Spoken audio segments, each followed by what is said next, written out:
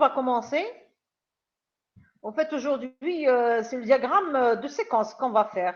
Donc, la dernière fois, on avait fait un cours concernant ce diagramme de séquence et on a vu qu'est-ce qu'il y a lieu de tracer dans ce diagramme. Donc, on prendra un des exercices. De toute façon, les exercices, il y en a beaucoup. Donc, nous avons la gestion de la formation d'employés, qui est un premier exercice. La gestion de la bibliothèque. Nous avons un autre exercice, je pense. La gestion d'une production scientifique, donc laboratoire. Donc, cet exercice, on l'a déjà vu comme diagramme de classe pour la gestion d'un laboratoire, je crois. Voilà. Voilà. Donc, au moins, ces trois exercices, il faut maîtriser. Pour commencer, commençons par cet exercice qu'on connaît très bien, c'est celui de la gestion d'une bibliothèque. Donc, la gestion d'une bibliothèque, donc le fonctionnement, c'est clair. Donc, le fonctionnement de cette bibliothèque, il est clair. Voilà. Une bibliothèque propose à ses adhérents des œuvres littéraires. Les œuvres peuvent être présentes en plusieurs exemplaires. Un adhérent peut emprunter jusqu'à 3 livres. C'est-à-dire, cet énoncé, il est tout simple. J'ai besoin de l'adhérent, j'ai besoin de l'œuvre et j'ai besoin de réaliser l'emprunt. D'accord? Un adhérent ne peut emprunter que trois œuvres, donc 3 livres. D'accord? Donc, le scénario, il est tout clair. D'ailleurs, je crois qu'on a vu un petit peu le diagramme de use case de cette histoire d'emprunt. Donc, nous avons, par exemple, l'acteur, la bibliothèque ou bien le bibliothécaire. Donc, pour nous, on va essayer de modéliser dans cette première façon de faire la bibliothèque, pas le bibliothécaire. Parce que si on devait représenter le bibliothécaire en tant qu'acteur personne, donc il y aurait un autre type de modélisation concernant le diagramme de séquence. D'accord? Donc ici, on va commencer par modéliser la bibliothèque. Parce qu'ici, dans l'énoncé, n'oubliez pas, on a dit la bibliothèque. Donc, une bibliothèque fait ça et ça. D'accord? Donc, pour réaliser l'emprunt, dans le diagramme de séquence, de use case, qu'est-ce qu'on avait dit? Donc, on va essayer pour réaliser un emprunt, ça veut dire pour ajouter un emprunt, ça veut dire on va essayer de vérifier. Un petit moment, je coupe le son. Un petit moment, ça doit être urgent.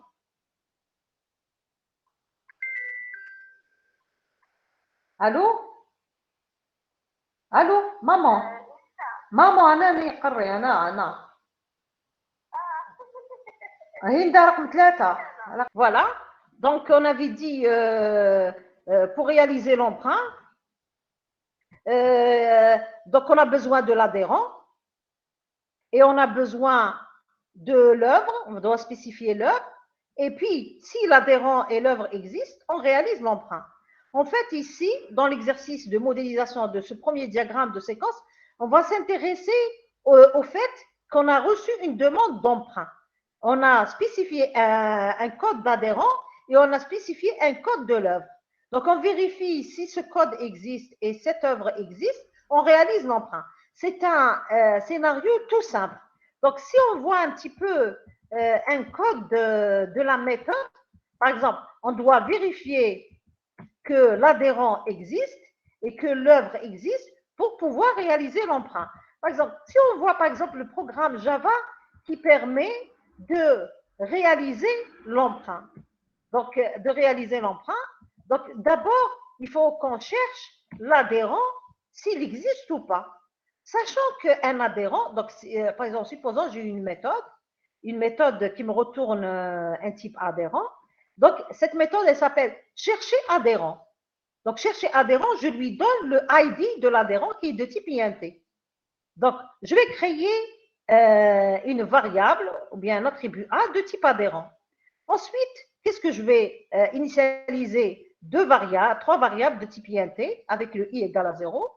Et je vais prendre dans la variable taille la taille de la liste des adhérents. Sachant que la liste des adhérents, c'est un array list ou bien c'est un vecteur d'adhérents. Ça veut dire ici, j'aurais créé auparavant un vecteur d'adhérents dans mon programme. Et ici, donc je prends ce vecteur d'adhérents, liste adhérents, et je vais ramener sa taille. Cette taille, je vais la mettre dans la variable taille.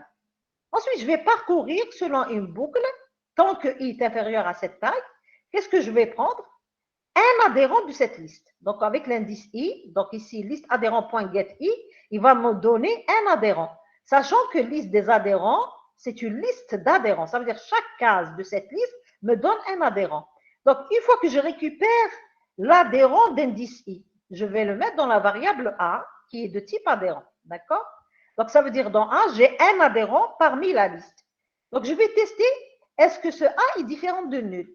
J'ai trouvé quelque chose, que ce A, ce n'est pas nul. Donc, qu'est-ce que je dois récupérer de cet adhérent? Je vais récupérer son ID.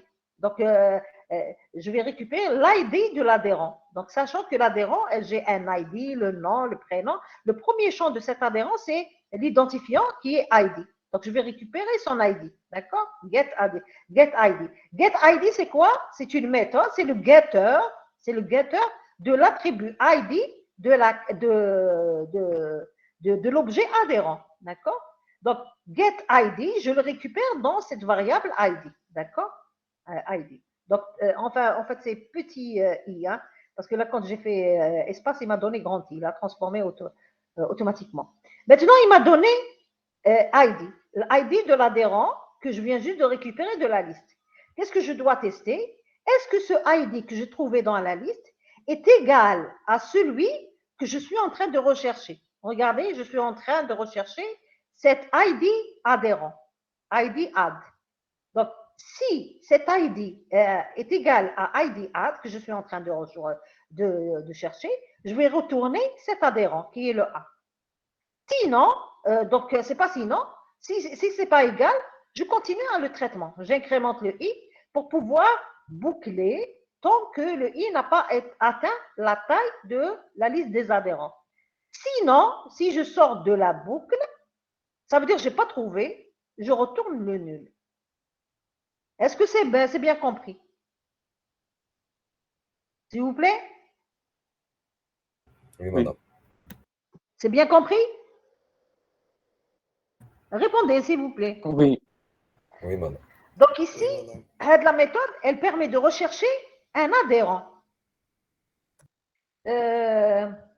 Donc ici, public, adhérent, chercher adhérent. Donc il y a une autre façon d'écrire cette méthode. Je peux l'écrire d'une autre façon, de façon plus, si vous voulez, plus simple, plus restreinte et plus exquise, si vous voulez.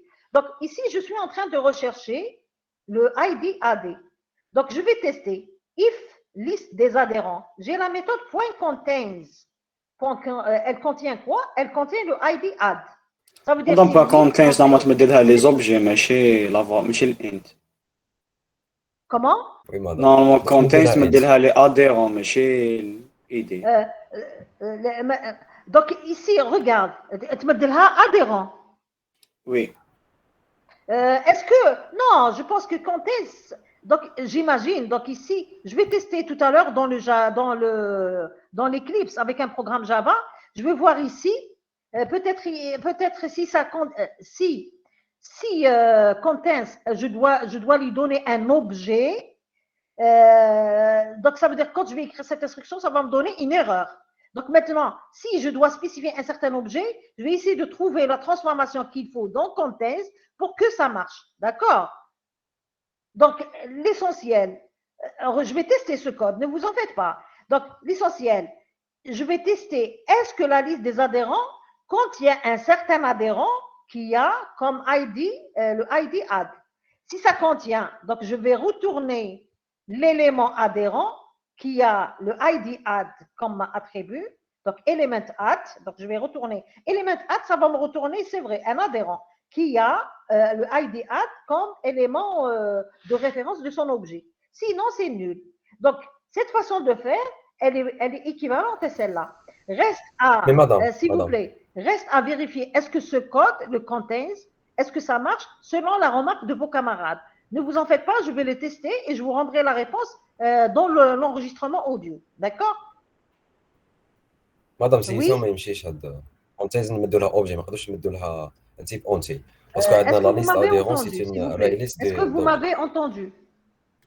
Oui, madame. J'ai dit, je vais prendre ce code et je vais le vérifier. S'il y a lieu de modifier quoi que ce soit, je le modifierai et je vous le dirai dans l'enregistrement audio. Est-ce que vous m'avez compris? Oui. Voilà, donc, parce qu'on n'a pas le temps d'aller vérifier maintenant. Donc, c'est juste Donc, l'essentiel, rechercher un adhérent. Pour résumer, qu'est-ce qu'il fait? Il parcourt la liste de tous les adhérents. Il essaye de vérifier si un adhérent particulier existe. S'il existe, il retourne cet adhérent. C'est ça. Donc, le même phénomène va se refaire pour la recherche d'un exemplaire de livre. Donc, j'ai le numéro de l'exemplaire. Donc, je fais le même traitement. Je vais rechercher dans cette liste d'exemplaires si un exemplaire particulier qui a un numéro existe.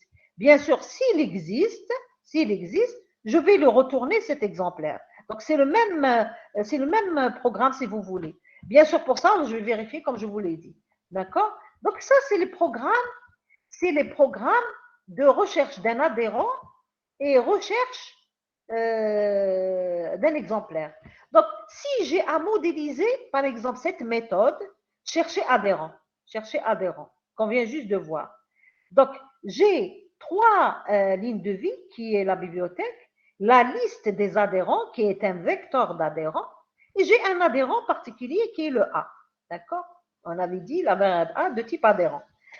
Au départ, qu'est-ce qu'on retrouve? On a un message trouvé. Donc ici, pourquoi j'ai modélisé un message trouvé?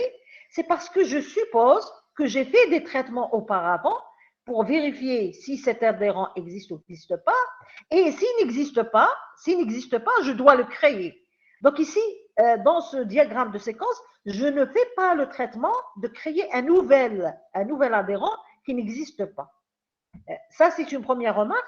La deuxième remarque, c'est que tous ces traitements-là de diagramme de séquence, je les fais par rapport à l'écriture de ce programme, à la translation directe de ce programme sous forme de diagramme de séquence. Ça veut dire quoi?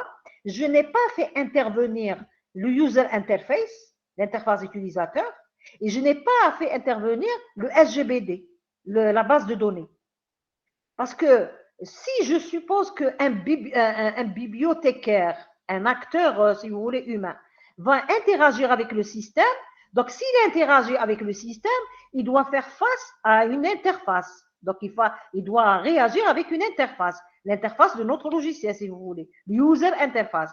Et une fois qu'il introduit des données, la vérification, etc., tous les traitements qui vont se faire, ils vont aboutir à la fin vers la base de données. On va sauvegarder les traitements qu'on aura fait. D'accord? Donc, dans cette première version de l'exercice, je n'ai pas fait intervenir ni l'acteur humain, qui est le bibliothécaire, ni la base de données pour persister les traitements qu'on aura fait sur la gestion de l'empreinte d'un exemplaire. D'accord? Est-ce que vous m'avez compris? C'est-à-dire ce diagramme de séquence que je suis en train de tracer traduit texto ce programme sans faire allusion ou bien en faisant abstraction du bibliothécaire qui est un acteur et en faisant abstraction du SGBT qui est un système avec lequel le bibliothécaire va interagir dans le cadre de notre gestion du logiciel gestion de la bibliothèque. Est-ce que vous m'avez compris? مادام عندي question الكود تاع لي ميثود نكتبوه لك في l'examen. Le code des méthodes, non.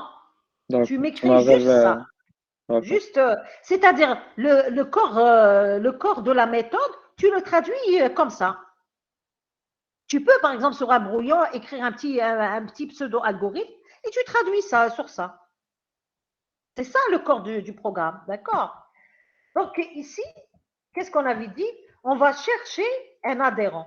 Donc, pour chercher un adhérent, j'ai l'attribut ID_add. Donc, tu vois bien ici, chercher adhérent, j'ai ID_add comme attribut. Donc, je suis en train de traduire ce programme en diagramme de séquence. Donc, ici, j'ai modélisé la bibliothèque, pas le bibliothécaire. S'il s'agit de modéliser le bibliothécaire, j'aurais tracé sous forme d'un acteur humain, comme ça. J'aurais fait comme ça. La deuxième version de l'exercice, je vais essayer de le traduire comme ça, bibliothécaire. Et dans ce cas-là, le bibliothécaire, c'est un acteur humain, il va interagir avec le user interface, donc avec l'interface du logiciel gestion de la bibliothèque. D'accord? Donc ici, j'ai traduit la bibliothèque comme étant un objet bibliothèque, B par exemple. J'ai une autre ligne de vie qui est la liste des adhérents, de tous les adhérents, qui est modélisée sous forme d'un vecteur d'adhérents. Et j'ai un objet adhérent A. Voilà, c'est les trois lignes de vie dont j'ai besoin pour écrire ou bien pour tracer mon diagramme de séquence relative à la recherche d'un adhérent dans une liste. Donc, au départ, qu'est-ce que je dois chercher? Je dois retrouver la taille de cette liste. Donc, je dois retrouver la taille de cette liste. Cette taille, une fois qu'elle m'est rendue par la méthode size, une fois qu'elle est rendue, donc l'information size va être sauvegardée dans la variable tab. N'oubliez pas ici, nous avons trois attributs ou bien trois variables, taille, le i, le id, qui sont de type int. Nous les avons déclarés dans notre programme. Nous les avons déjà déclarés ici. Nous avons taille, i et id, d'accord, de type int. Donc, je récupère le size dans la variable taille, d'accord? Donc maintenant, je vais faire une boucle. N'oubliez pas ici, dans le programme, vous avez une boucle.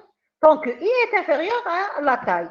Ça veut dire ici, j'ai un fragment combiné qui est le loop pour modéliser la boucle.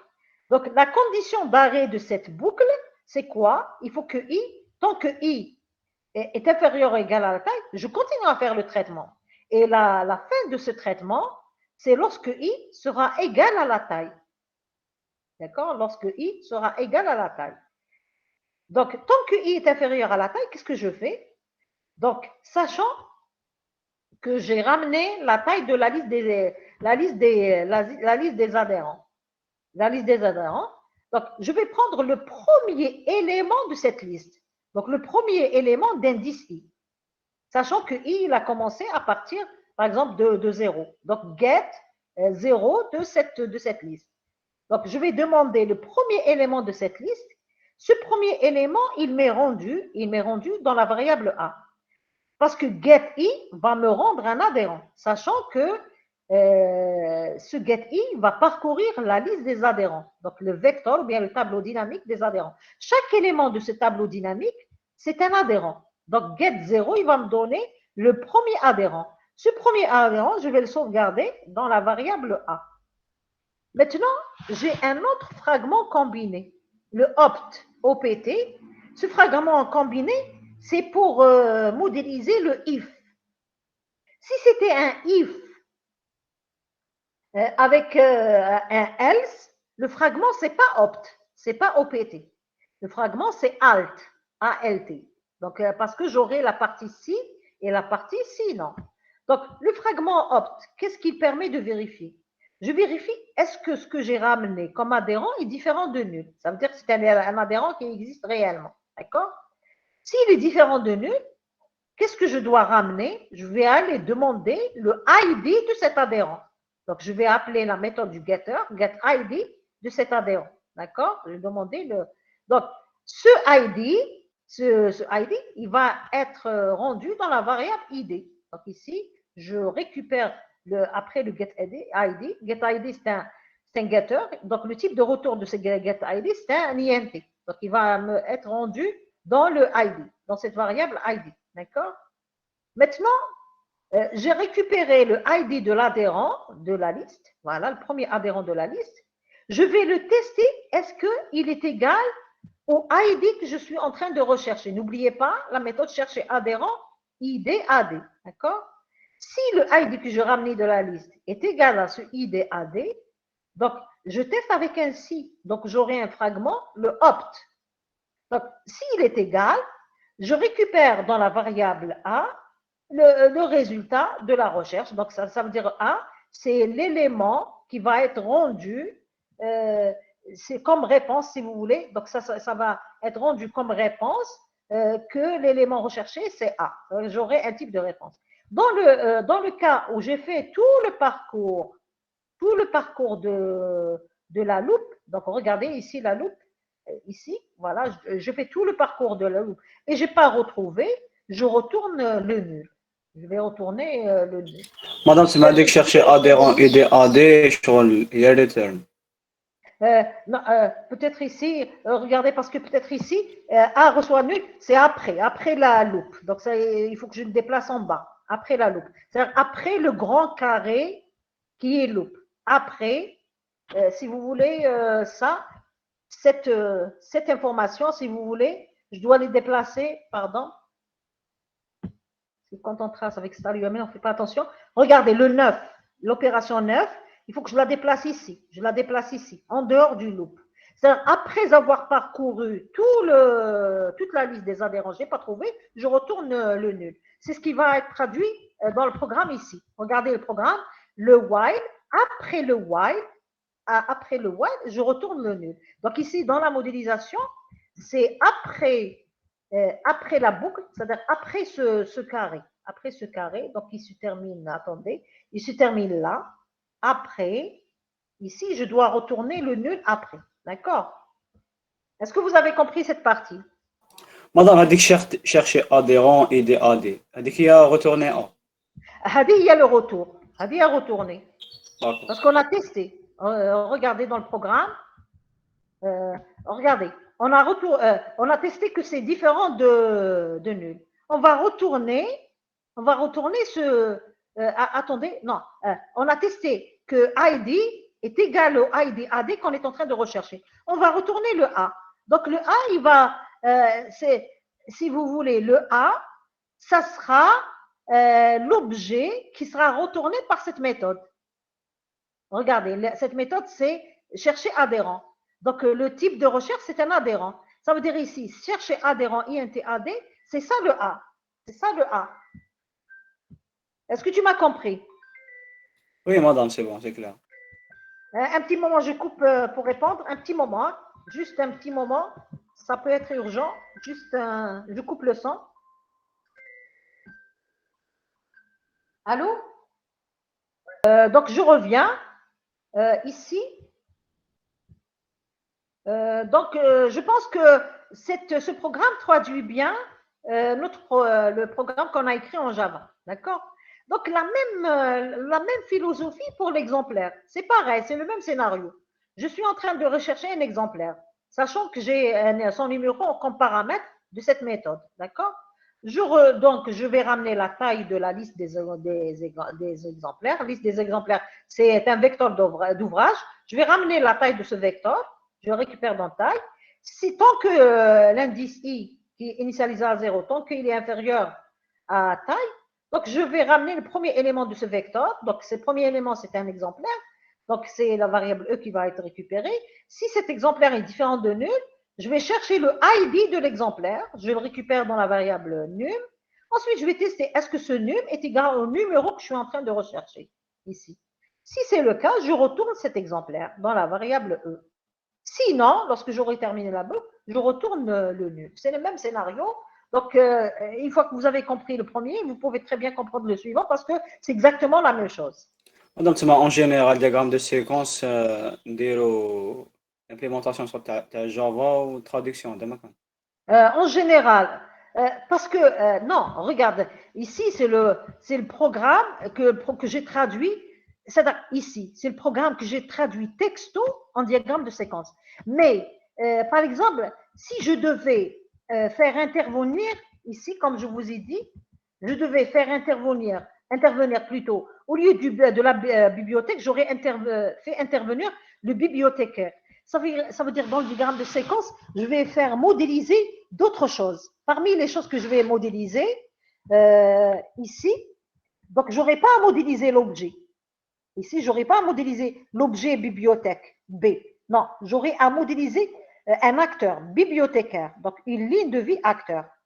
Et ce bibliothécaire, dans la réalité, il faut imaginer le programme et l'interface qui va avec, et tout ce qui suit avec. Ça veut dire, imagine, tu es le bibliothécaire en tant qu'acteur. Tu es en face du logiciel gestion de la bibliothèque. Donc, tu vas faire entrer des données. Par exemple, pour rechercher un adhérent, tu vas faire entrer le ID. Donc, ce ID AD, tu vas le faire intervenir via une interface. Donc, ici, au lieu de la liste des vecteurs adhérents, tu auras d'abord User Interface, UI. Donc, le User Interface, parce que le bibliothécaire en tant qu'acteur interagit avec le User Interface. Ensuite, du User Interface, il y a la suite. Regarde, la suite, ici, dans notre traitement, on s'est arrêté à l'objet adhérent. Mais lorsqu'il y a le User Interface, il y a des traitements, il faut aller jusqu'au aboutir au système de gestion de base de données, au SGBD. Parce que tous les traitements qu'on devra faire doivent aller jusqu'au bout, jusqu'au système de gestion de base de données. Dans les TP que nous avons fait jusqu'à maintenant, nous avons fait intervenir que les objets qui sont ceux-là, d'accord? Tous les programmes qu'on a fait jusqu'à maintenant. Ce sera des objets, la déclaration de vecteurs, array list, les traitements, les méthodes, etc. Mais il reste un dernier TP, c'est la gestion de la persistance. D'ailleurs, j'ai fait une séance en présentiel sur ça. Et cette gestion de persistance, ça veut dire, au lieu d'utiliser simplement des objets, ces objets-là, il y a des traitements qui vont être persistés dans la base de données. Donc, lorsque je vais mettre la deuxième partie de cet exercice, je vais faire intervenir le User Interface et je vais faire intervenir le SGBD. Maintenant, lorsqu'il y a des traitements, le bibliothécaire va interagir avec le User Interface pour, par exemple, faire introduire des données, ou bien que, par exemple, les traitements vont nous être affichés sur le User Interface, etc. Et je vais faire introduire le SGBD, et dans ce cas-là, les traitements vont aller à spécifier size, etc., get, etc. Mais au bout du compte, il faut faire des requêtes SQL pour dialoguer avec le SGBD. Donc, ça sera des select, des updates, des insert, s'il y a possibilité de faire tout ça. D'accord? Est-ce que tu m'as compris? Oui, madame. Donc, première étape, on est en train de traduire le programme qu'on a toujours eu l'habitude de faire. D'accord? Là, il n'y a pas de base de données. Il n'y a pas de gestion de la persistance. D'accord? Deuxième version de cet exercice, on va faire intervenir l'acteur au lieu de l'objet, donc qui est le bibliothécaire. On va faire intervenir le UI, donc qui est le User Interface, ou bien l'interface du logiciel, si vous voulez, et on va faire intervenir en ligne de vie, la toute dernière, c'est le SGBD, le système de gestion de base de données. Si on fait intervenir le système de gestion de base de données, ça veut dire à travers l'interface, l'acteur qui est le bibliothécaire va déclencher des traitements internes qui feront appeler à des requêtes. Insert into, table, etc. Ou bien select étoile from, etc. Voilà. Donc, dans la deuxième version, je vais bien le faire mentionner dans l'enregistrement audio que je vais vous faire. Donc, pour l'instant, maîtrisez ça. Donc, ça veut dire ici, regardez, pourquoi on dit que le diagramme de séquence, c'est un diagramme qui modélise l'aspect dynamique? Parce qu'il modélise des traitements. Parce qu'il y a de l'interaction. Il y a le va-et-vient entre les différents acteurs, si vous voulez, ou bien entre l'acteur et un système. Par exemple, un acteur et un SGBD. Un acteur, par exemple, bibliothécaire, il a une interaction avec l'interface du logiciel, donc le user interface. D'accord? Donc ici, pour la recherche de l'exemplaire, comme je vous ai dit, c'est exactement la même chose comme rechercher si vous voulez, l'adhérent. C'est exactement la même chose. D'accord? Exactement la même chose. Donc, maintenant, on a recherché un adhérent, on l'a trouvé. Ça veut dire ici, recherche l'adhérent. Si vous voulez, on a modélisé à travers notre diagramme de séquence juste cette fonction, rechercher adhérent. Donc, rechercher adhérent, n'oubliez pas, c'est un use case du diagramme de cas d'utilisation qu'on a initialement modélisé. Donc, ici, on avait dit gérer adhérent. La première chose qu'il faudrait faire, c'est rechercher cet adhérent.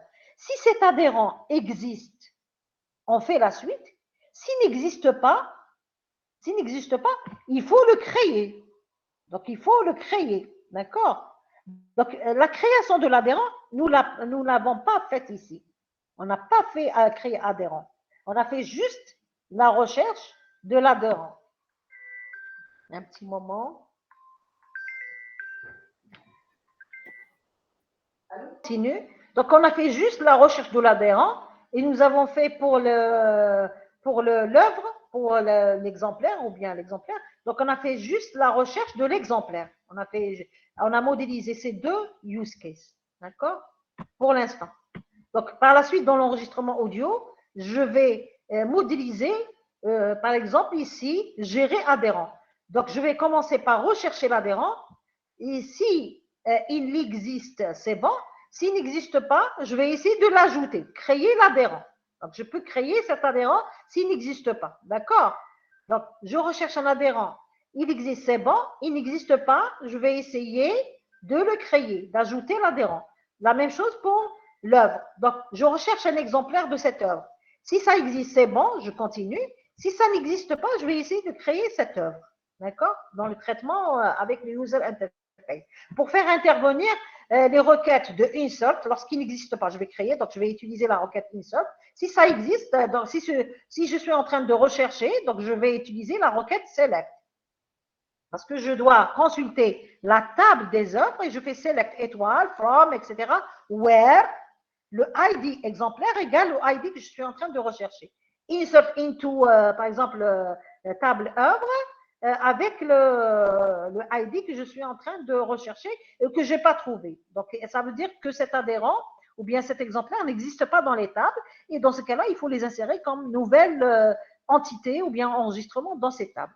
Donc, dans la table adhérent pour insérer un adhérent et dans la table exemplaire pour insérer une nouvelle œuvre. Voilà, donc ici, on revient. Donc, on a vu ce diagramme de séquence, c'est la recherche. Regardez, chercher adhérent, bien rechercher adhérent. Il fallait écrire exactement comme on a écrit, rechercher adhérent et rechercher exemplaire. Voilà, rechercher adhérent. Le même scénario, rechercher exemplaire. Et maintenant, supposons, on a fait les deux, maintenant, on va essayer de réaliser l'emprunt. Donc, regardez, la même chose ici, regardez, on a commencé les deux diagrammes, par exemple, rechercher exemplaire, par un message trouvé. Ça veut dire quoi? On était sur une interface particulière du logiciel, on est passé vers la deuxième interface. Cette deuxième interface, elle permet de faire la recherche, par exemple, d'un exemplaire. Donc, ça veut dire quand on est passé dans cette deuxième interface, on a reçu un message de recherche. Avant, on a cliqué l'interface numéro 1, on a cliqué sur un bouton chercher, par exemple, exemplaire. Quand on passe à la deuxième interface, on va essayer de faire un traitement de recherche d'un exemplaire. Pardon, excusez-moi. Adam. Oui. Adam. المرة الجاية oui, il y a une question par rapport à ça, s'il vous plaît. Comment? المرة الجاية كوبي من النافيغاتور ماشي من الفم. Le navigateur, d'accord. Ok, d'accord. Donc j'espère que vous m'avez compris. Oui, il y a des questions. Adam, كون نديرو هكا كل انتيريكسيون يدو بزاف الوقت. Non, ça y est. Parce que cet exercice, c'est juste le début. Vous n'avez pas beaucoup de choses à maîtriser. Maîtrisez simplement qu'il y a possibilité de modéliser. Ce que je veux à travers cette première version de la solution, c'est que modéliser, qu'il y a possibilité de modéliser la boucle à travers le loop. Voilà, donc loop, vous avez condition et tout ça. Modéliser le si, donc à travers opt, donc avec une condition. Modéliser le fait d'avoir des lignes de vie, des éléments qui vont interagir avec le traitement et comprendre l'aspect du message trouvé. C'est ce que je vous demande de maîtriser cette fois-ci. D'accord? Voilà. Donc ici, on a vu la gestion de l'adhérent, la gestion de l'exemplaire. Maintenant, on va essayer de réaliser un emprunt. N'oubliez pas, dans notre diagramme de use case, regardez, donc pour gérer un emprunt, donc ça veut dire pour ajouter un emprunt. Je veux ajouter un emprunt. Donc, je suis en train de modéliser ce use case. Ajouter un emprunt. Je dois rechercher un adhérent et rechercher un exemplaire. Si les deux existent, je peux réaliser l'emprunt. Est-ce que vous êtes d'accord? Donc, si les deux existent, je peux réaliser l'emprunt. Voilà. Donc, je veux réaliser maintenant cette méthode, ou bien ce diagramme de séquence, ajouter emprunt. Donc, pour ajouter un emprunt, j'ai besoin de deux informations. Le ID de l'adhérent et le numéro de l'exemplaire. Donc, pour réaliser l'emprunt, il faut d'abord rechercher l'adhérent avec le ID adhérent. Regardez ici, on a fait un autre fragment, ou bien un fragment combiné, c'est ref. Maîtrisez ça. Ref, ça veut dire on va appeler le diagramme de séquence qui va nous réaliser la recherche. Ça veut dire il va appeler ce diagramme. Il va appeler ce diagramme, tout ce diagramme. Donc, ref, qu'est-ce qu'il fait? Il fait l'appel d'un autre diagramme de séquence qui fait un traitement conséquent. Donc, pourquoi utiliser ref? C'est pour ne pas modéliser dans un seul diagramme de séquence tous les traitements. Parce qu'on pouvait ne pas utiliser ref, par exemple, on enlève ça, et qu'est-ce qu'on doit ramener à sa place? On doit ramener tout ce programme-là et tout ce programme-là. Le premier relatif à la, gestion, à la recherche d'un adhérent et le deuxième relatif à la recherche d'un exemplaire. Ça va nous éviter d'utiliser les refs. Donc ici, au lieu de faire référence à ces deux recherches, recherche adhérent, recherche exemplaire, on devait les ramener tous là.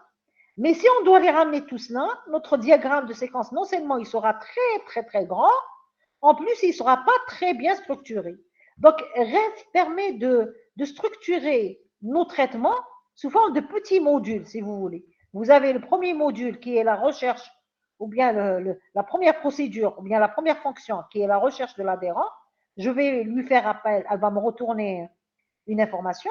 Et la deuxième fonction, ou bien la deuxième procédure à appeler, c'est la recherche d'un exemplaire. Donc, je vais l'appeler, elle va me rendre une réponse. Les deux réponses vont être rendues dans les deux variables que vous voyez ici. Donc, ici, c'est la variable A, et ici, c'est la variable E. J'ai oublié de modifier. Ça, c'est la variable E. C'est l'exemplaire. Est-ce que vous avez compris la signification de ref? S'il vous Oui, plaît. madame. Oui, Très bien. oui, madame. Maintenant, C'est un appel de fonction, Bark. un appel de fonction. Ah, ok. Pourquoi je fais les appels de fonction? C'est pour ne pas écrire dans un seul algorithme, mettre des buts à la fin, tous les traitements. Donc, je vais essayer de structurer mon algorithme sous forme de procédures et fonctions. Et comme ça, le programme principal de l'algorithme, ou bien le corps de l'algorithme, ça sera juste des appels de fonctions. Donc, n'oubliez pas, je vous rappelle, je veux ajouter un emprunt, ça veut dire je vais essayer de traduire sous forme de diagramme de séquence ce use case, ajouter emprunt. Pour ajouter emprunt, regardez, c'est des include. Include, rechercher adhérent, et include, rechercher exemplaire. Ça veut dire que ces deux procédures, ou bien ces deux use cases, je dois les appeler avant de réaliser l'emprunt. D'ailleurs, c'est ce qui est traduit ici. Pour réaliser l'emprunt, c'est-à-dire, voici le traitement d'un emprunt, il est là. Mais avant de réaliser ça, je dois réaliser d'abord la recherche de l'adhérent et la recherche de l'exemplaire. Donc, c'est des includes. C'est pour cette raison, lorsqu'il y a cette relation include, ça signifie quoi? Ça signifie, avant d'ajouter un emprunt, je suis obligé d'aller d'abord rechercher adhérent et d'abord rechercher un exemplaire. Donc, ces deux use cases vont s'exécuter avant d'exécuter ajouter emprunt. C'est ce qui est traduit ici dans notre diagramme de séquence.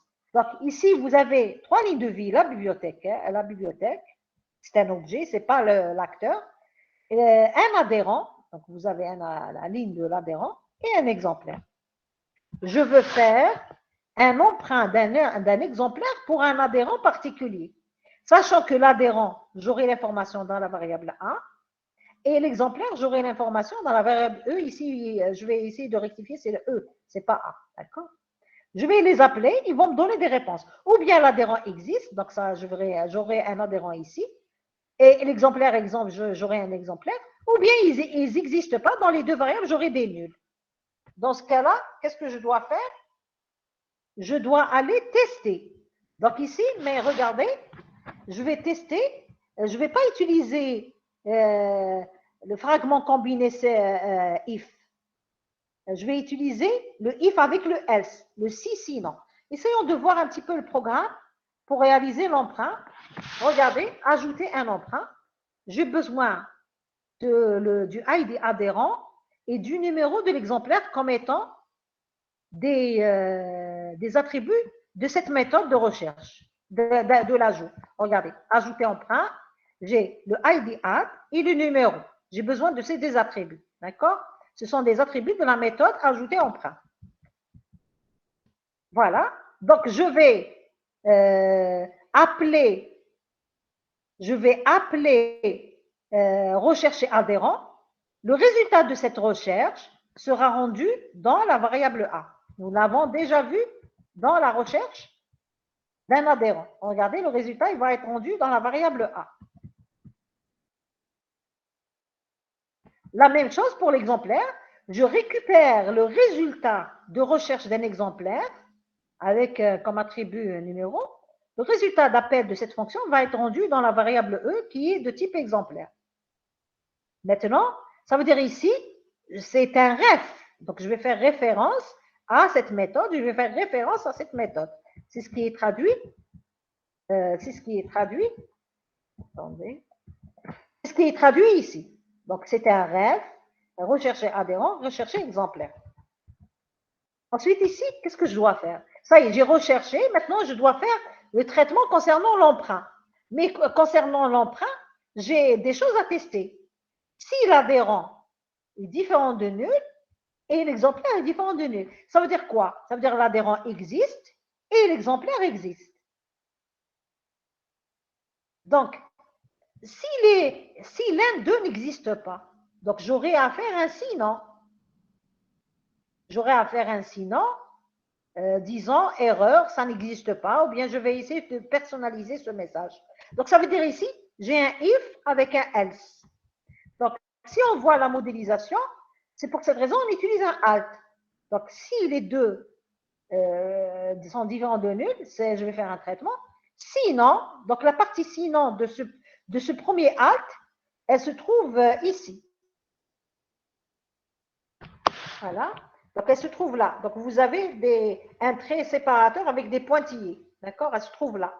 Donc, ici, je vais afficher un message disant un adhérent ou exemplaire inexistant. Adhérent ou exemplaire inexistant. Maintenant, je reviens au programme. Voilà. Supposons que les deux sont différents de nul. Donc, ça veut dire que je ne vais pas exécuter le S pour afficher l'erreur. D'accord? Donc, je vais essayer de récupérer le nombre. J'ai oublié là. Nombre exemplaire, oui. Nombre exemplaire. Donc, ici, nombre emprunt. Nombre emprunt, voilà. C'est la variable nombre emprunt. Pardon. J'ai oublié un peu la signification. Voilà. Parce que ici, je vais récupérer dans une variable de type int le nombre d'emprunts de cet adhérent. Parce que n'oubliez pas ici le diagramme de use case. Regardez, je dois réaliser l'emprunt. Je vais ajouter un emprunt. Mais à condition, il faut que le nombre d'emprunts soit inférieur à 3.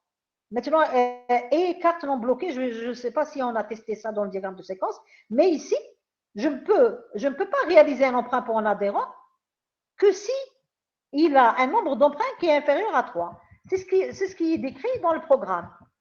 Si je vais récupérer le nombre d'emprunts de cet adhérent A dans une variable NB, et je vais récupérer dans une variable booléenne D, est-ce que cet exemplaire que l'adhérent va emprunter est disponible ou pas?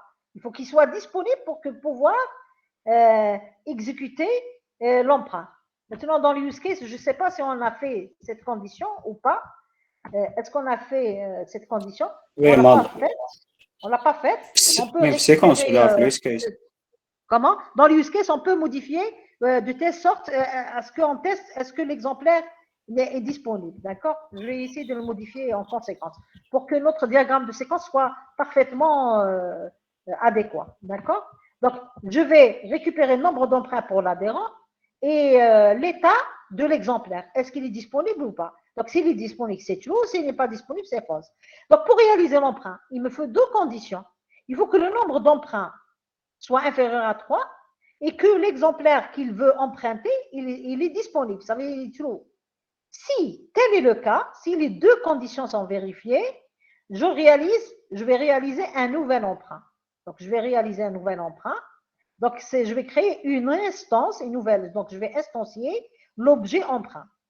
Voilà. Donc, je vais instancier un objet emprunt. Donc, l'objet emprunt, il a comme paramètre le ID AD et le numéro. Bien sûr, regardez, quand je vais créer un nouvel objet emprunt, lorsque je parle du système de HGBD, ça veut dire que je vais créer un enregistrement comme quoi j'ai créé un nouvel emprunt pour cet adhérent et pour cet exemplaire. Maintenant, lorsque j'ai réalisé cet emprunt, je dois mettre à jour l'état de l'exemplaire. Maintenant, il ne devient pas disponible. Donc, il va changer de valeur. Donc, l'état, donc E.setDispo, donc c'est le setter de la valeur disponible. Donc, il va être mis à jour à false. Et le nombre d'emprunts pour cet adhérent, je vais l'augmenter parce qu'il vient juste d'emprunter un exemplaire. Donc, je vais augmenter son nombre d'emprunts. Ici, je vais mettre l'état de l'exemplaire qu'il a emprunté à false et il n'est plus disponible.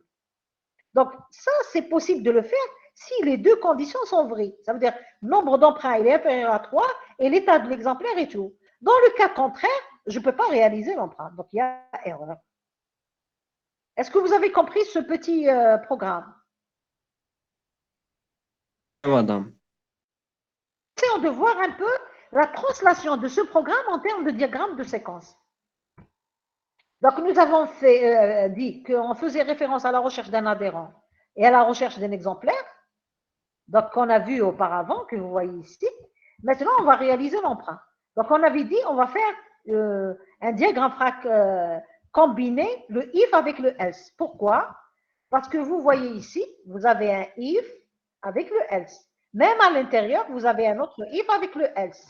Ça veut dire j'ai dans mon diagramme de séquence un if ici, donc avec le else qui est là, et à l'intérieur, j'aurai un autre if ici avec son else qui est là. D'accord? Ce sont des if else imbriqués. Donc le premier if. Donc je vais tester est-ce que l'adhérent est différent de nul et l'exemplaire est différent de nul. Ça veut dire l'adhérent existe et l'exemplaire existe. Dans ce cas-là, qu'est-ce que je vais ramener? Donc je demande à avoir le nombre d'emprunts pour cet adhérent A, donc pour l'adhérent A. Donc, ce nombre d'emprunts, il va être rendu dans la variable NB. Il va être rendu dans la variable NB. Et je vais essayer de ramener l'information concernant l'exemplaire. Normalement, je devais écrire E.getDispo, d'accord? Donc, c'est la disponibilité de l'exemplaire E. Donc, cette réponse, elle va être rendue dans la variable D.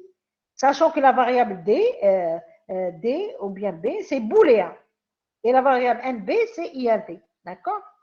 Donc, maintenant, j'ai récupéré dans la variable D l'état de l'exemplaire, donc true ou false, et dans la variable NB, le nombre d'exemplaires d'un adhérent. Dans ce cas-là, à l'intérieur, qu'est-ce que je vais tester? Je vais tester, est-ce que le nombre d'exemplaires est inférieur à 3? Ça veut dire que cet adhérent n'a pas dépassé 3 emprunts. Et la variable D, c'est true. Ça veut dire l'état de l'exemplaire, il est disponible, il est à true. Si c'est le cas, je peux créer un nouvel emprunt. Donc ici, vous voyez create. Pourquoi create? Regardez dans le programme, c'est parce que nous avons fait un new. On a créé un nouvel objet. Nous avons fait un new emprunt, ID, AD et numéro. Donc c'est pour cette raison, dans le diagramme de séquence, vous trouvez create, un nouvel emprunt, un objet. Donc ici, create un nouvel objet, emprunt. D'accord? Un nouvel objet, emprunt. D'accord? Donc, maintenant, Madame, nous قادرين نديروه comme acteur. L'empreinte ديرو comme acteur. Oui, كيما adhérent exemple. Il devient, tu veux dire une ligne de vie. Oui, je veux dire ça. Oui, c'est-à-dire, regarde, si à partir de cet emprunt, il y a des traitements concernant l'emprunt, ça veut dire ici, il faut lui rajouter les pointillés, une ligne de vie, une nouvelle ligne de vie. Mais si en créant l'emprunt, il n'y a pas de suite, ça veut dire que c'est un objet qui a été créé, c'est tout. Bien sûr, cet objet, il ne faut pas le voir juste ici. Si on va interagir avec une base de données, ça sera insert into la table emprunt, values, on va mettre le ID, AD et le numéro. Donc, si cet objet, il n'y a pas de suite, il n'y a pas de traitement concernant emprunt, il n'y a pas de ligne de vie. Mais si cet objet, il y a une suite, donc on va lui faire tracer avec une nouvelle ligne de vie. Et la nouvelle ligne de vie, ce sont les objets ou bien les acteurs qui font des traitements. S'ils ne font rien du tout, il n'y a pas cette ligne de vie, elle est coupée ou bien elle n'est pas du tout représentée. Donc, par exemple, si tu vois le programme, regarde, on a créé juste l'emprunt et c'est tout. Cette variable emprunt, il n'y a pas une suite pour emprunt. Par exemple, ici, tu n'as pas emprunt point quelque chose qui fait quelque chose. Il n'y a pas une suite. Donc, il y a juste la création de l'objet et c'est tout. Donc, c'est pour cette raison, dans la modélisation, il y a juste la création de l'objet et c'est tout. Est-ce que tu m'as compris? Oui. Mais dans le programme, si on avait, par exemple, E.7 dispo, on avait écrit, par exemple, emprunt, donc cette variable-là, emprunt point quelque chose reçoit quelque chose, je ne sais pas. Donc, si on avait fait un traitement pareil, ça veut dire ici, on aurait représenté la ligne de vie de emprunt. Bien sûr, cette ligne de vie veut dire qu'elle fait quelque chose. Par exemple, ici, la ligne de vie de adhérent, c'est parce qu'il y a un traitement qui est rendu par adhérent, qui est celui-là, de va-et-vient. Il y a des interactions, d'accord? Et ici, exemplaire, c'est parce qu'il y a le va-et-vient vers exemplaire. Ici, il n'y a pas de traitement, juste la création de cet objet. L'objet créé ne fait rien du tout par la suite. Ça veut dire qu'il n'y a pas de suite, il n'y a pas la ligne de vie. Donc, une fois qu'on a créé l'objet emprunt, un nouvel objet emprunt, qu'est-ce qu'on va mettre à jour? Le nombre d'emprunts de l'adhérent. D'ailleurs, on devait écrire A.7 nombre emprunt. Donc, le nombre d'emprunts de l'adhérent, il va augmenter de 1. Donc, j'ai mis NB plus 1. Je n'ai pas mis le symbole plus parce que dans ce star UML, il n'accepte pas les symboles. Donc, quand je mets plus, il met erreur. Donc, c'est pour cette raison que je l'ai écrit en mots. Mais vous, lorsque vous l'écrivez, par exemple, sur une feuille, vous mettez NB plus. Donc, on va augmenter. Donc, le fait de créer un nouvel emprunt, ça veut dire cet adhérent, il va emprunter cet exemplaire. Ça veut dire le nombre d'emprunts de cet adhérent, il va augmenter de 1. D'accord? Et on va, et on va aussi changer l'état de l'exemplaire. Donc, maintenant, il va devenir indisponible. Et à chaque fois, on va rendre la réponse. OK, OK. Voilà. Et c'est tout. Voilà. Donc, on aura réalisé l'emprunt. Dans le cas où l'une des conditions qui sont là, NB, supposons NB est égal à 3, ou bien l'état de l'exemplaire D est égal à fausse. Dans l'une des conditions, il faut qu'on affiche emprunt impossible. Donc, emprunt impossible. Je ne sais pas si j'ai amélioré cette... voilà, donc peut-être que j'ai amélioré un petit peu ce programme-là.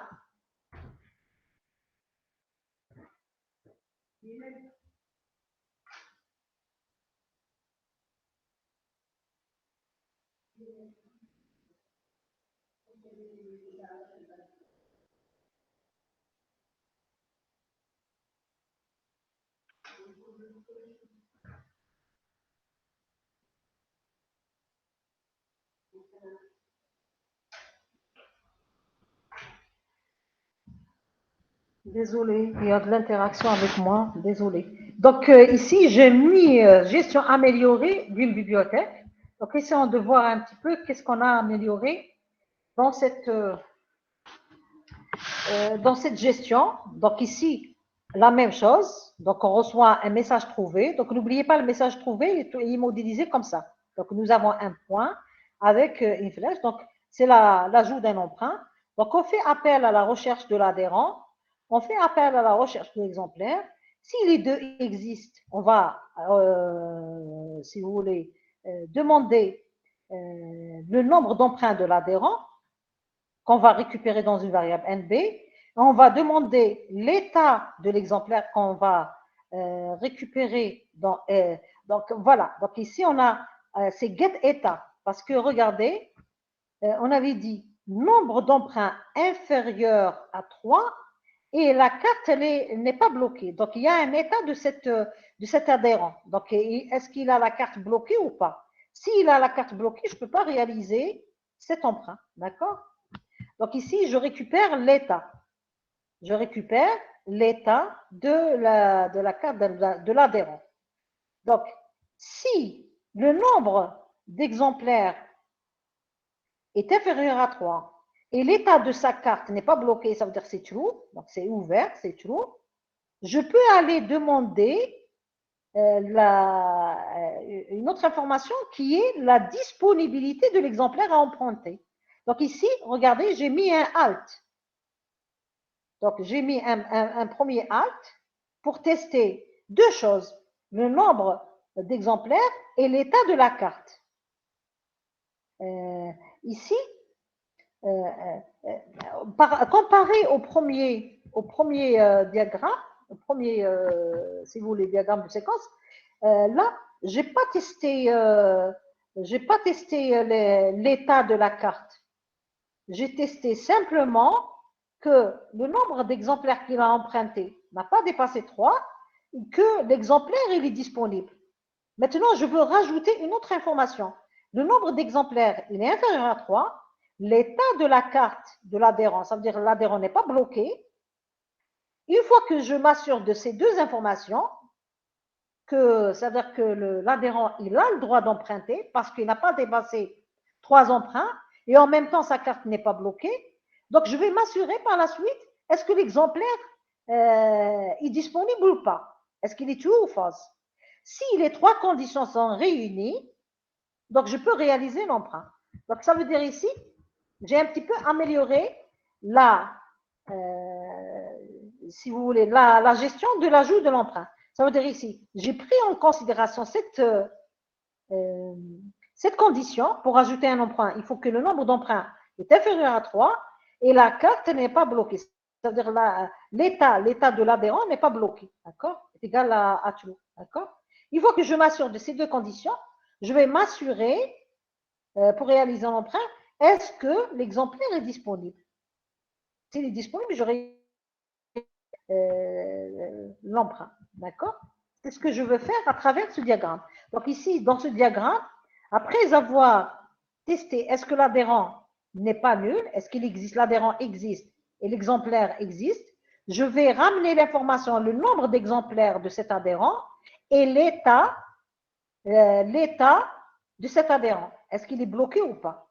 Donc, quand je ramène ces deux informations dans la variable NB et dans la variable état carte, donc quand je ramène ces deux informations, si le nombre d'exemplaires est inférieur à 3 et l'état de la carte est égal à true, je vais aller chercher l'état de l'exemplaire. Est-ce qu'il est disponible ou pas? Donc, je vais ramener cette information de disponibilité. Je vais la tester. Est-ce que c'est disponible? Si c'est le cas, je vais créer l'emprunt. Je vais créer l'emprunt, l'objet emprunt. Ça veut dire, cet objet emprunt, EMP, il est créé, c'est une instance de la classe emprunt. Donc, je vais créer un emprunt. Il est créé, c'est parce que trois conditions sont réunies. Le nombre d'emprunts est inférieur à 3.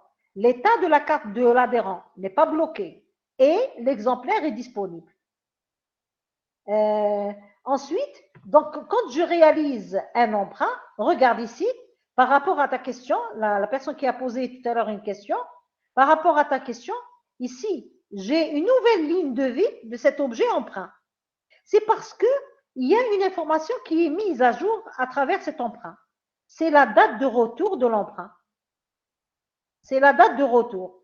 Donc, je vais mettre EMP point, date de retour, reçoit quelque chose, par exemple. Donc, puisqu'il y a un traitement qui se fait à partir de cet objet, donc cet objet, il rentre comme étant une nouvelle ligne de vie du diagramme.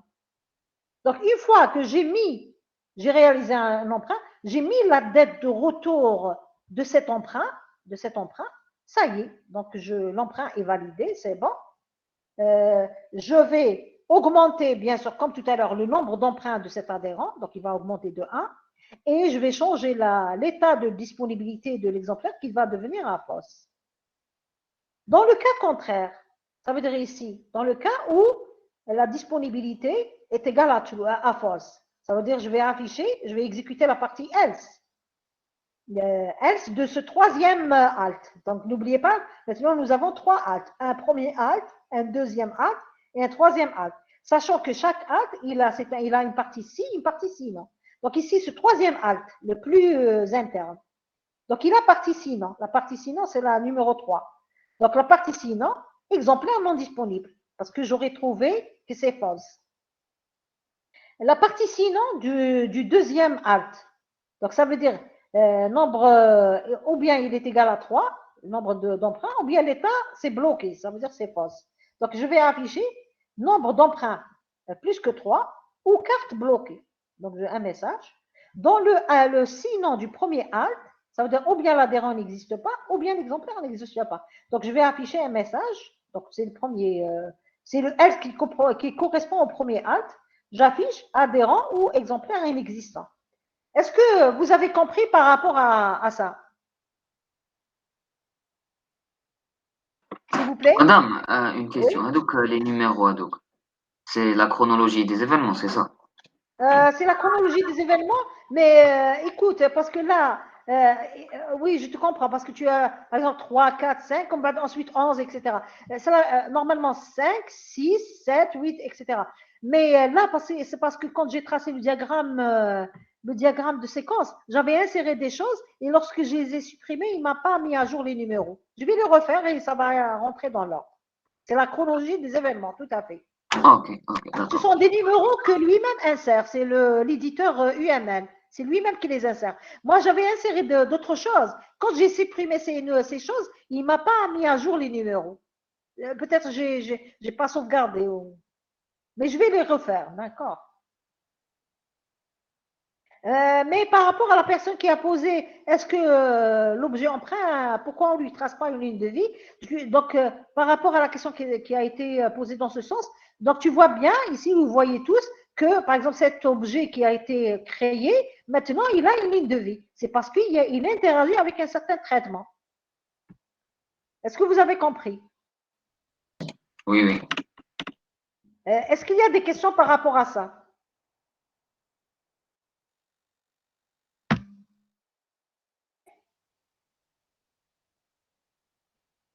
Donc, la prochaine fois, regardez, moi, j'ai essayé de vous traiter un seul exercice que vous connaissez déjà, celui de la gestion de la bibliothèque. Donc, c'est pour faire référence au diagramme de use case, sa translation, si vous voulez, en programme, tel que vous le voyez ici, et sa traduction sous forme de diagramme de séquence. C'est pour que vous voyez tout ce cheminement. Ce que vous devez maîtriser, c'est cette notion de message trouvé. Ça veut dire ici, quand je suis sur une interface particulière, c'est pour exécuter un traitement concernant une méthode qui a été appelée dans l'interface précédente.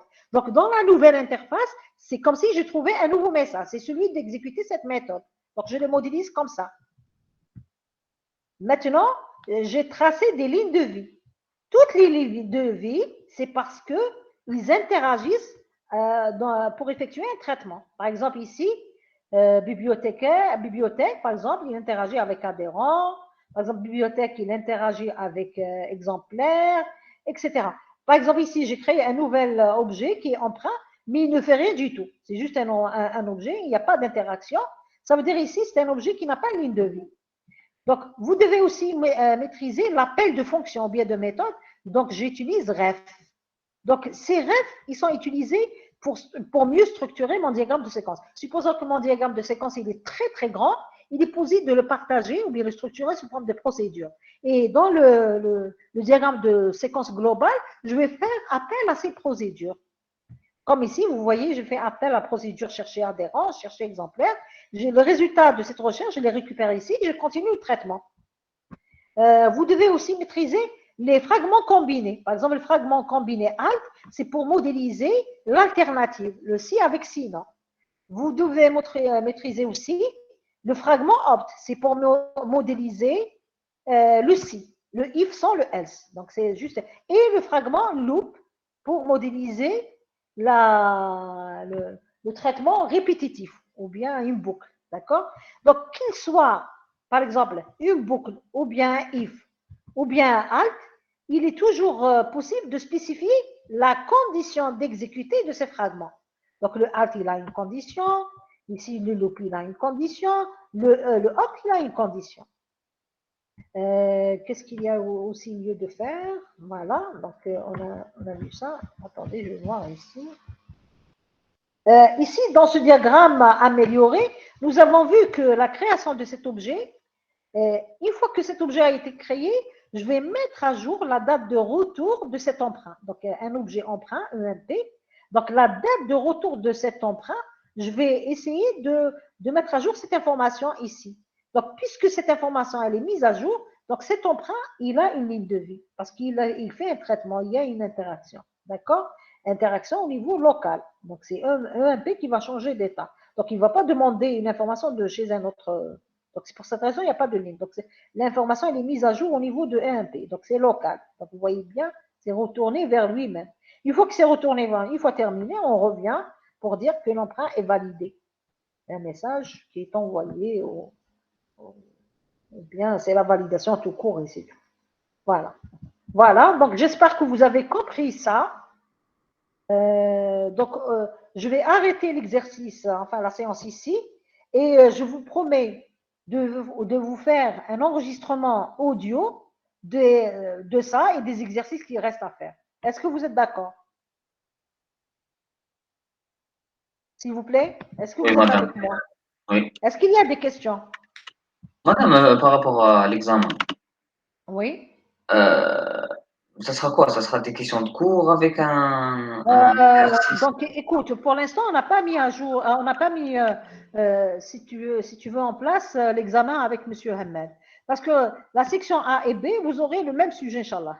Donc, c'est-à-dire que on s'est habitué à cette façon de faire. Donc, chaque année, on se met d'accord, moi et M. Hamel, à mettre en place un seul sujet pour les deux sections.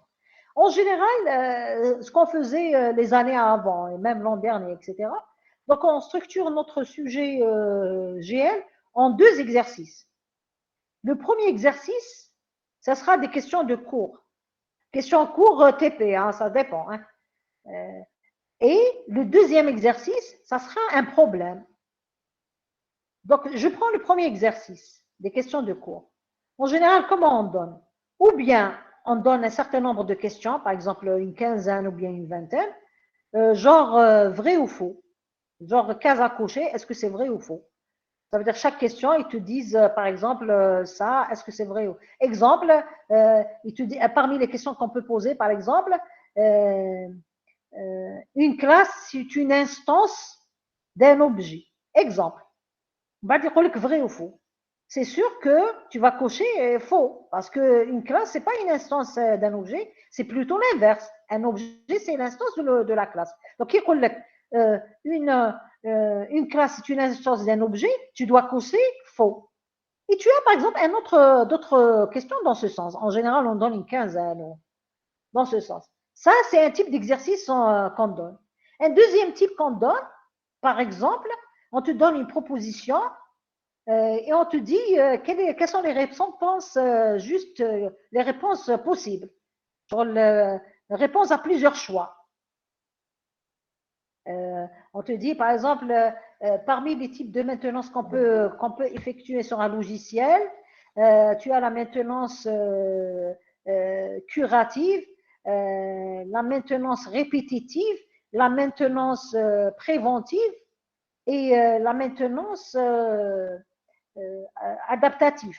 Par exemple, il y a le curatif, répétitif, adaptatif et évolutif. Il y a quelles sont les réponses possibles. Toi, tu dois cocher maintenance curative, maintenance préventive et maintenance adaptative. La maintenance répétitive, elle est fausse. Donc, tu ne dois pas cocher la case. Donc, tu dois cocher les 3 autres. Donc, c'est un type d'exercice qu'on donne aussi. Donc, ça veut dire des questions à plusieurs réponses. Un autre type d'exercice qu'on donne, par exemple, on te dit, c'est des questions pour lesquelles tu dois répondre avec le texte, tu dois écrire des phrases. Par exemple, par exemple, le cycle de vie spirale. Il est utilisé dans quelle situation? Pour quel type de logiciel? Toi, tu réponds. Le cycle de vie spirale, il est utilisé pour des grands projets qui présentent un grand risque, etc. Voilà, tu donnes les raisons pourquoi c'est utilisé. Donc, ce sont 3 types d'exercices qu'on donne pour la partie 1. Est-ce que tu m'as compris pour la partie 1? Oui. Pour la partie 2, en général, c'est un problème qu'on va poser. Donc, le problème à poser, j'espère que ça ne va pas se décharger. Le problème qu'on pose, on te donne un texte d'une situation, on va créer un logiciel qui va faire ça pour l'entreprise, etc. On décrit, genre qui met les projets, un texte comme ça, et on te dit, première question, donnez le diagramme de cas d'utilisation de ce système, de ce logiciel.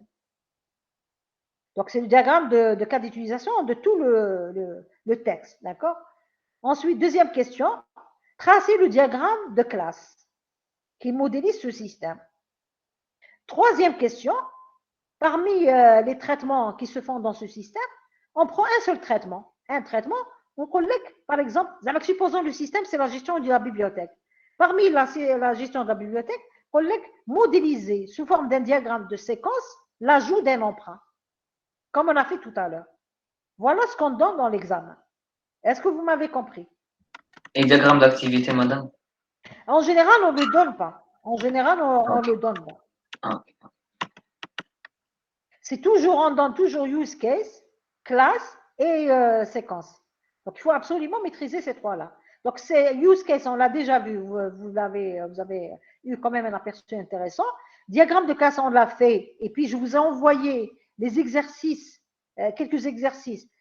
Donc, la modélisation, j'ai modélisé pas à pas pour voir qu'est-ce qu'il y a lieu de modéliser à chaque fois qu'on a un petit texte, d'accord? Pas à pas pour comprendre le cheminement et le raisonnement. Dans le diagramme de séquence, nous avons fait aujourd'hui cette première séance et je vous promets de vous faire l'enregistrement audio de cette séance et de ce qui reste à maîtriser. Est-ce que vous m'avez compris? S'il vous plaît, répondez tout de suite parce qu'il ne me reste que 15 minutes de la batterie. Oui, c'est clair. Je ne suis pas sous secteur. Est-ce que vous m'avez compris? Oui, oui. Voilà, donc s'il n'y a pas de questions, je vais arrêter la séance et je vous envoie un enregistrement audio de diagramme de séquence et je vous fais rappeler le dernier délai de remise du projet, ça sera le jeudi prochain. Madame, si vous pouvez nous envoyer les supports, Tanit. Support, je vous ai envoyé. Non, celui du diagramme de séquence. Oui, bien sûr, je vous envoie, bien sûr. Je ne peux pas vous laisser partir comme ça. Bien sûr, je vous envoie ce qu'il faut. L'essentiel, tout si vous avez des questions et tout ça, vous pouvez me les poser par email et tout ça. J'ai reçu des questions sur le projet, j'ai répondu. Et lorsque je prends une réponse, je la diffuse à tout le monde pour que tout le monde en profite. Donc, si vous avez des questions et tout, donc vous n'avez qu'à m'envoyer des emails. Et je vous réponds. Il n'y a pas de souci pour ça.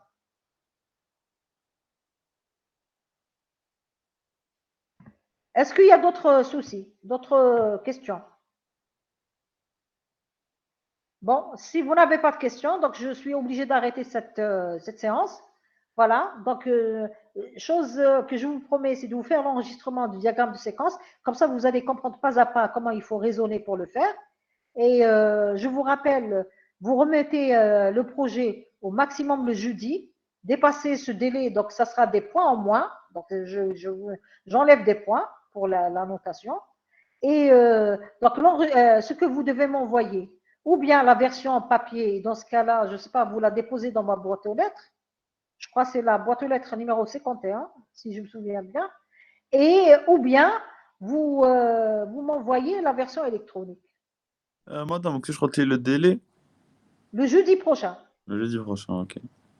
Voilà, donc vous aurez normalement un peu de temps pour... donc, si vous n'avez pas, quand vous m'envoyez la version électronique, si vous n'avez pas eu le temps de saisir quoi que ce soit, les diagrammes et tout ça, ce que vous avez fait sur papier, vous les prenez en photo et vous me les envoyez dans un PDF, genre un rapport complet qui contient toutes ces images. Voilà. Donc, toutes les solutions, elles sont les bienvenues. Ou bien vous avez écrit de façon électronique, ou bien vous m'envoyez des images. Voilà. Donc, si vous n'avez pas d'autres questions, je vais arrêter parce que ça va se décharger. Il reste 2 minutes. Donc, sur ce, je vous dis au revoir.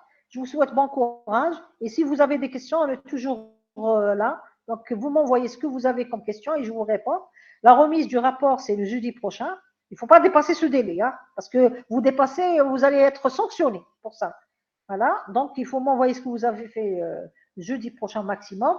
Et sur ce, je vous dis au revoir. Merci, madame. Au revoir. Voilà, au revoir.